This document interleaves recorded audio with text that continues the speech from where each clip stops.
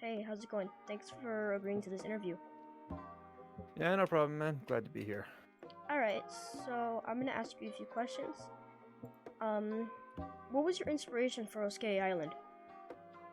It's hard to really nail down. Really wasn't any inspiration for it. I started writing my own total drama fan fiction one day, and then it just kind of evolved into its own thing. Changed up some characters' names, changed up their personalities, and I guess that was kind of it. There Mm. really wasn't no inspiration for it at the moment, Is or this back then when I started it. is this a sequel or a spin-off? Oh yeah, go ahead. Oh, is this a sequel or a spin-off? Sequel. Awesome. So how Yeah, many years? oh, sorry. Go ahead. You can go. I was gonna say, yeah, it's a sequel. It takes place after Pakatu Island. So How many yeah, years after Hakateo? I'm gonna say soon or right after, because all the characters are most of the characters that are primary are 19. Like Jen is 19, so that'd make Gwen 19. And based on Total Dramas or Fresh TV's own aging chart for Redonkulous Race, Jeff is 19 in that one. So yeah, it takes place like the same year or right after Pakatu Island. Are you gonna acknowledge how Hakateo and All Stars were a failure in it?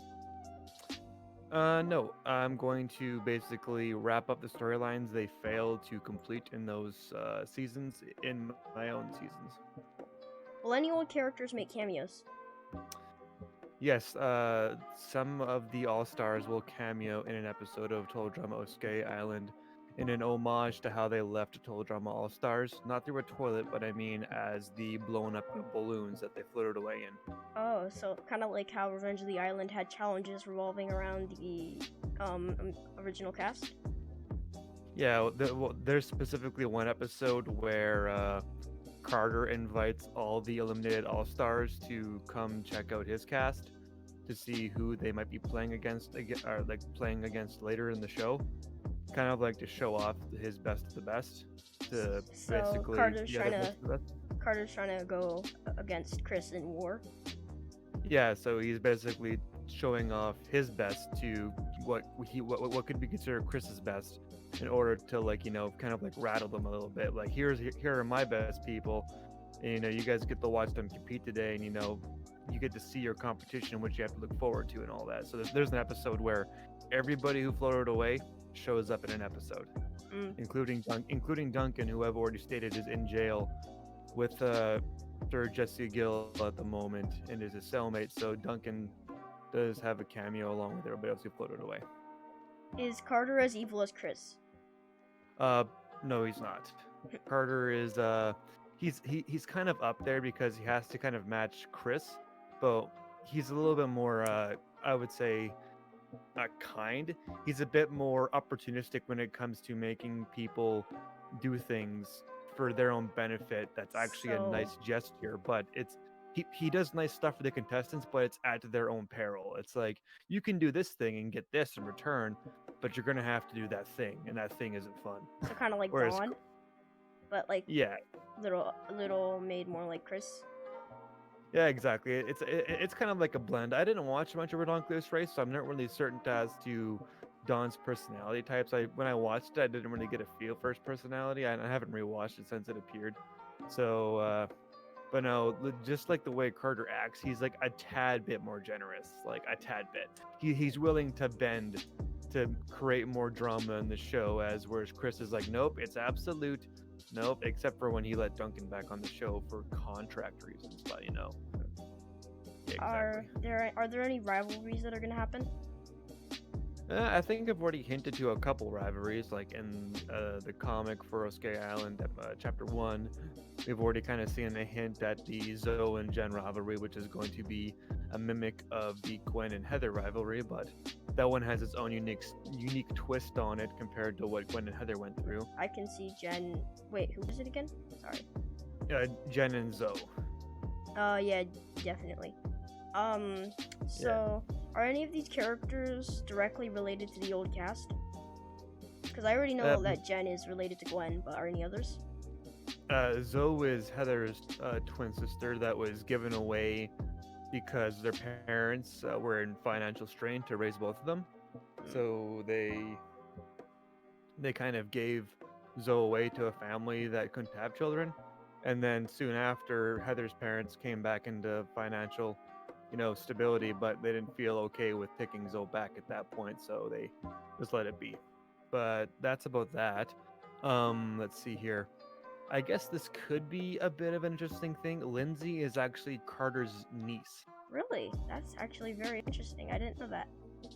Yep. It's revealed in Mega All Stars during an episode. It's kind of like a one-off thing, but yeah, Carter is Lindsay's uncle. Who are you trying to make the main character of the season? Because like you know how Island had Gwen as the main character, and like they focus on other characters, but then you all have more things about one character. Yeah, I would say every season kind of has a certain character, which is the main character. And, Ireland definitely had Gwen as more of like the story component of the series, where we kind of got to see more of Gwen's character development. And then Total Drama Action was obviously Duncan. We got to see lots of stuff with Duncan.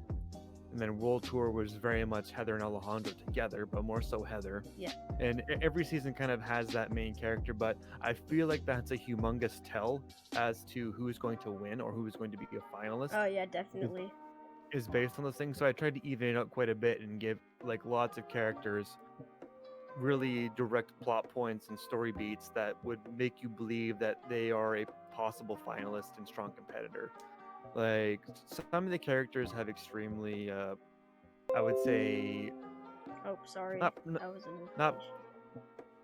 Oh, sorry. It's all good. That was me.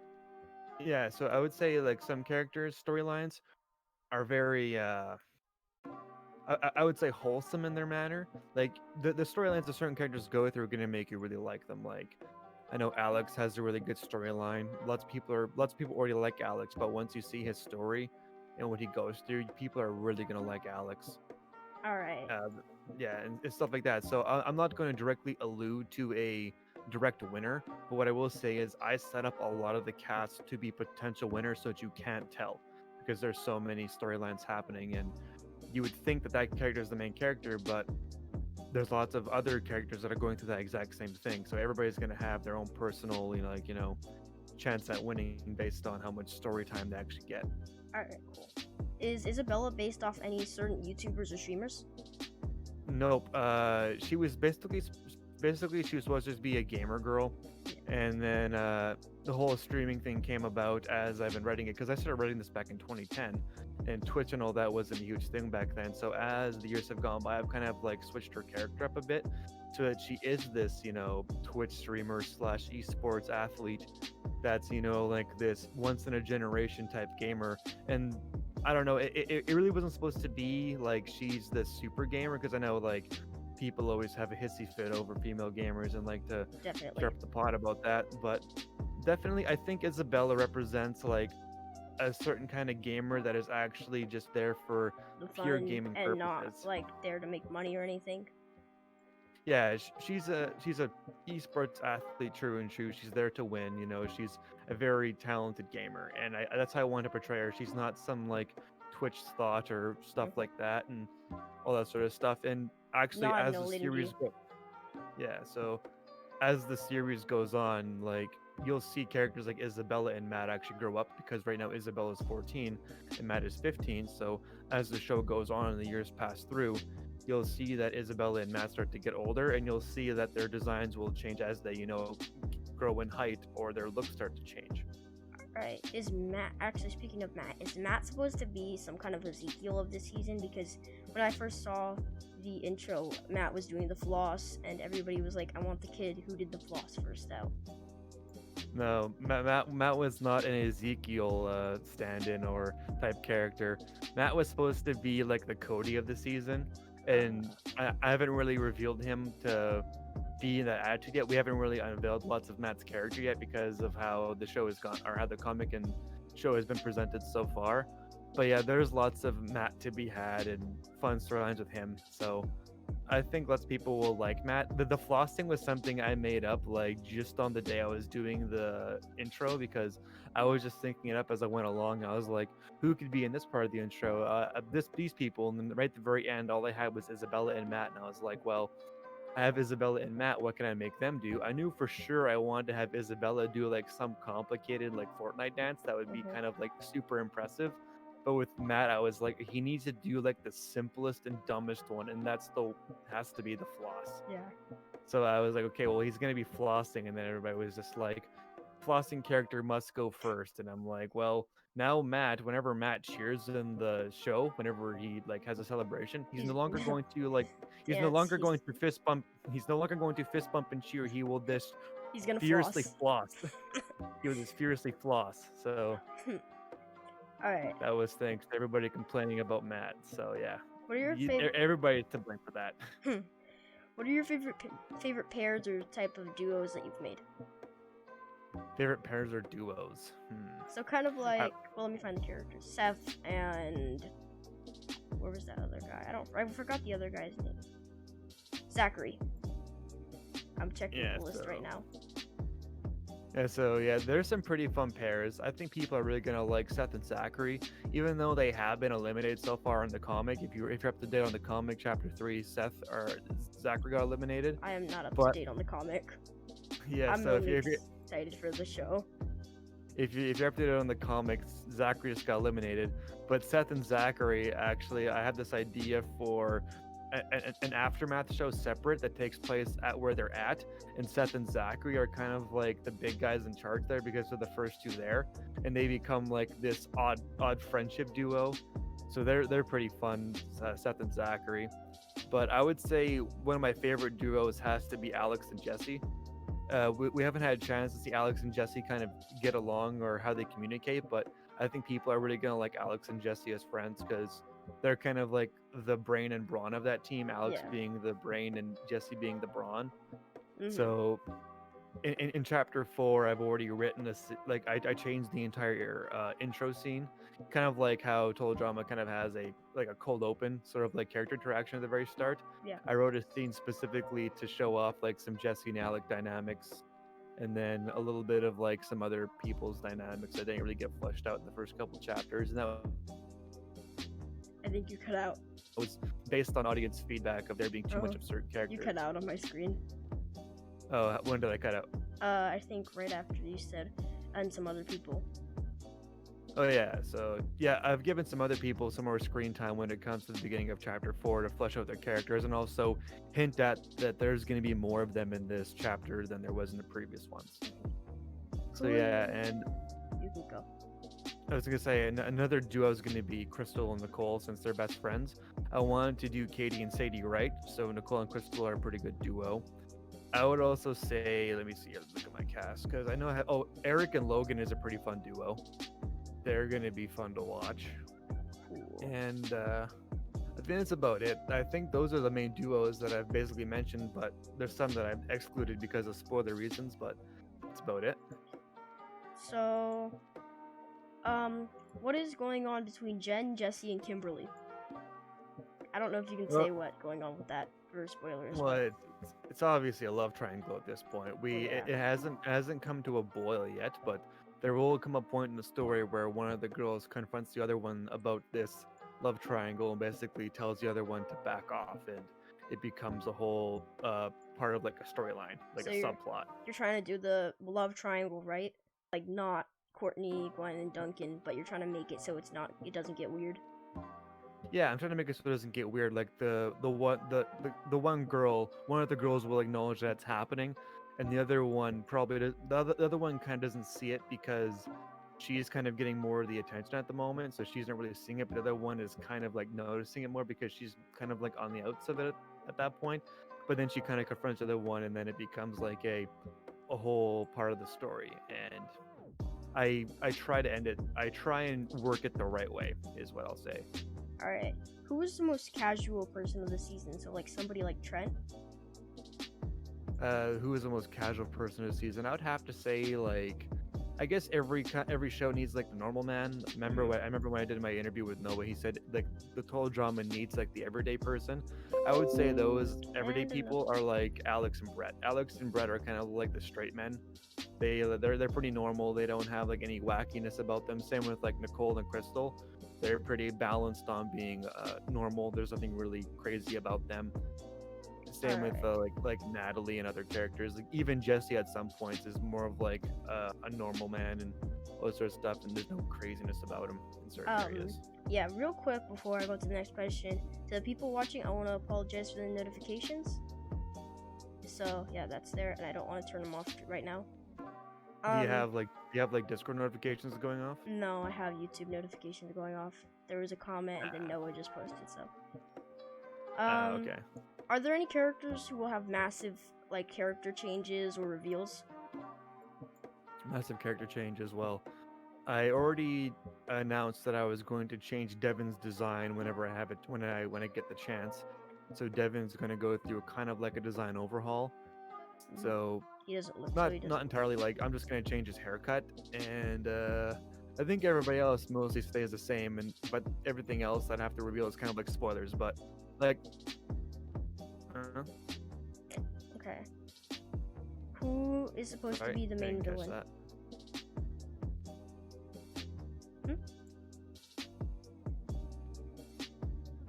No, you're cutting out. Oh, I'm sorry. Can you hear me now? Oh, yeah, I can hear you. Okay. Who are supposed to be the main villains? The main villains? Well, we haven't got there yet. There's a couple villains in this one, but there's definitely two that become the primary. But I think it's best we discover that, because one of them makes themselves very apparent, and the other one kind of hides in the shadows and kind of sees what the other villain is doing and tries to figure out what they're trying to do. And it's kind of like they're analyzing the reactions to what they're getting, and this other villain is kind of like, okay, well, that strategy of theirs didn't work, so let's see what they try and do next, because this villain is very much aware of what this other villain is doing, and they're just kind of hanging back and just watching at the moment. And there's also like semi-villains that kind of like hang around in certain episodes. Like in one episode, somebody will kind of go up against our heroes or the cast or whatever, or they'll be plotting something, and the audience will perceive them as a villain, but in their eyes, it's kind of like the proper move. It's kind of like a normal season of Survivor. Some people will be like, yeah, the character's totally right with that decision, and that type of thinking, but then they're going against your favorite characters, so to you they're the villain, but to their own fans they're the hero. So that's what makes a good villain, is the fact that their fans will see them as the hero, but their enemies will see them as the villain. Yeah. What's one character that you think everybody is just putting to the side? So like underrated. You're cutting in and out again. Sorry about that. Oh, my Wi-Fi is going down for some reason. Okay, I'll text you the rest of the questions, okay? What up? Okay, yeah. Alright. Yeah, because you're just kind of cutting in and out. Sorry about that. Yeah, no problem. Alright. What's one character you think is underrated? Okay, one character that I think is underrated. Let me think here. I think Chloe is a very underrated character. I think everybody kind of sleeps on Chloe because she hasn't really had that much screen time yet, or they just don't see her as a very permanent character. But I think people really underrate Chloe. Chloe is a very interesting character. So, and I also think people underrate Xavier. Chloe and Xavier are very underrated. In my opinion, lots of people really like Xavier, and I haven't heard much about Chloe. So I'm very interested to see what people think about Chloe as the series goes on, because I think she's very underrated at the moment. I think everybody else has kind of had this, buzz about them, but Chloe is definitely the most underrated character that I think the audience has at the moment. My Wi-Fi has fixed itself. I'm sorry about that interruption. All right, last question, or maybe not. I might make up a few. What is the most common question you get? What is the most common question I get? Is that Duncan, Gwen, and Courtney in the intro? Is probably the biggest one I get. But that's just people, I guess, being people. The biggest question I get, I think that might be the biggest one. I'm trying to think of like a valid one though, because that one seems kind of trolly. I've seen a lot of people ask if Jesse is a self-insert. Oh yeah, is Jesse a self-insert? No, he's not. Yeah, He's got my definitely. name. He's got my name, but he looks nothing like me. Like just like you can see it right now. My self-insert character is actually my character icon right here on Discord. Like the character that is my icon here that I've used in my how to fix a love triangle video. That's actually a character that will appear on the show as a producer for Total Drama and will appear as the first producer of Total Drama to appear on screen. So my self-insert character is actually me as a producer of Total Drama in the role I currently am in at this very moment. Because yeah, Okay. so I think that's all the questions I have. All right. alright, Thanks for doing the interview, man. yeah, no I hope problem, you dude. have a great evening. Yeah, you too.